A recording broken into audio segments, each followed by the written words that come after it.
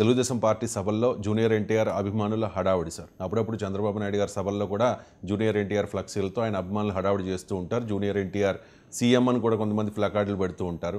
ఫ్లెక్సీలతో హడావుడి చేశారు సార్ నిన్న ఆచంటలో రా కదలిరా ప్రోగ్రాంలో. దీన్ని అక్కడ ఏం పెద్ద ఉద్రిక్త వాతావరణం నెలకొంది సార్. తరిమి కొట్టారు టీడీపీ శ్రేణులు. సో రెండుగా విడిపోయారు అక్కడ. అంత ఎక్కువ మంది జూనియర్ ఎన్టీఆర్ అభిమానులు అని మనం అంటున్నాం. వాళ్ళు జూనియర్ ఎన్టీఆర్ అభిమానుల టీడీపీని వ్యతిరేకించేవారా, ప్రత్యర్థి పార్టీల అభిమానుల మనకు తెలియదు కదా. సో జూనియర్ ఎన్టీఆర్ఏ వ్యూహాత్మకంగా ఈ పని చేయిస్తున్నాడన్న ఆరోపణ తెలుగుదేశం నాయకత్వం నుంచి కూడా లేదు. అందువల్ల జూనియర్ ఎన్టీఆర్ ఆధారంగా టీడీపీ నాయకత్వం పైన అటాక్ అనేది ఇవాళది కాదు. ఎందుకంటే ఎన్టీ రామారావు పైన చంద్రబాబు నాయుడు తిరుగుబాటుతో మొదలైంది ఇది. అందువల్ల మన నందమూరి కుటుంబం వర్సెస్ నారా కుటుంబం అని చూసాం ఇది. సో జూనియర్ ఎన్టీఆర్ పేరు టీడీపీలో ఇంటర్నల్గా రప్పించే ప్రయత్నం చేస్తూనే ఉంటారు. దానికి తెలుగుదేశం శ్రేణులు వ్యతిరేకిస్తూనే ఉంటాయి.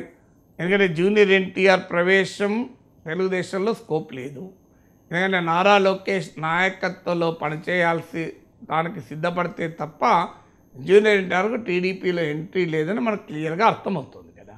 ఎందుకంటే జూనియర్ ఎన్టీఆర్కి అయితే నాయకత్వ పగ్గాలు ఇచ్చే పరిస్థితి టీడీపీలో లేదు. ఎందుకంటే టీడీపీకి లోకేషే వారసుడు, ఇందులో ఎవరికి డౌటే లేదు కదా.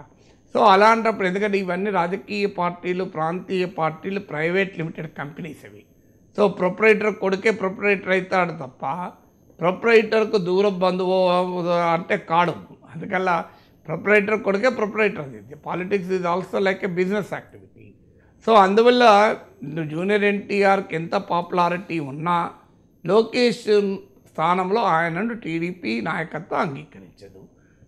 జూనియర్ ఎన్టీఆర్ వచ్చి నారా లోకేష్ నాయకత్వాన్ని బలపరిచి పనిచేసే అవకాశమే లేదు. అందువల్ల ఉత్తర దక్షిణ ధృవాలుగా జూనియర్ ఎన్టీఆర్ టీడీపీ ఉంటుంది. అందుకే ఆయన అమిత్ షాతో సమావేశం కావడం కూడా మనం చూసాం. జూనియర్ ఎన్టీఆర్కు రాజకీయ ఆకాంక్షలు ఉన్నాయి అనేది మనకు ఆయన వ్యవహార సరళి పరోక్షంగా చెప్తోంది. జూనియర్ ఎన్టీఆర్ 2009లో ప్రచారం చేసినా టీడీపీ గెలవలేదు.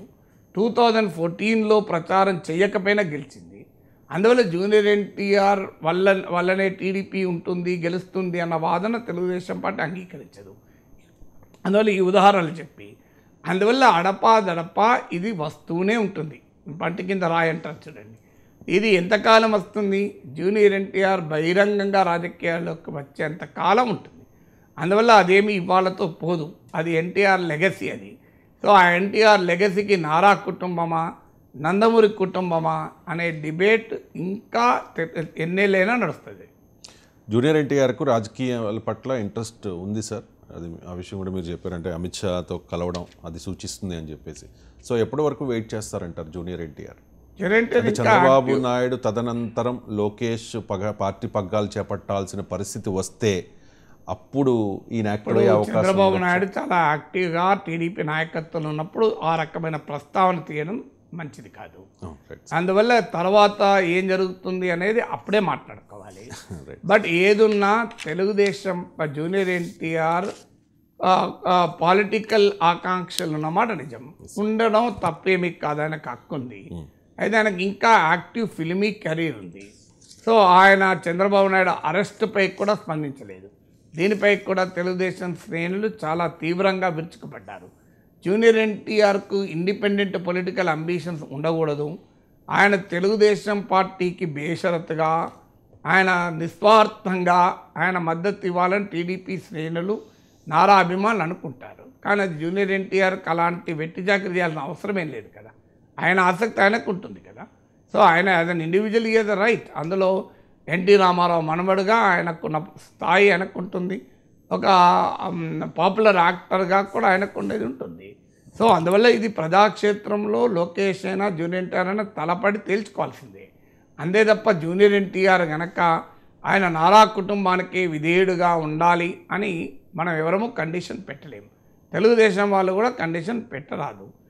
ఒకే కుటుంబంలో ఉన్న వ్యక్తులు భిన్నమైన పార్టీలు ఉండలేరా?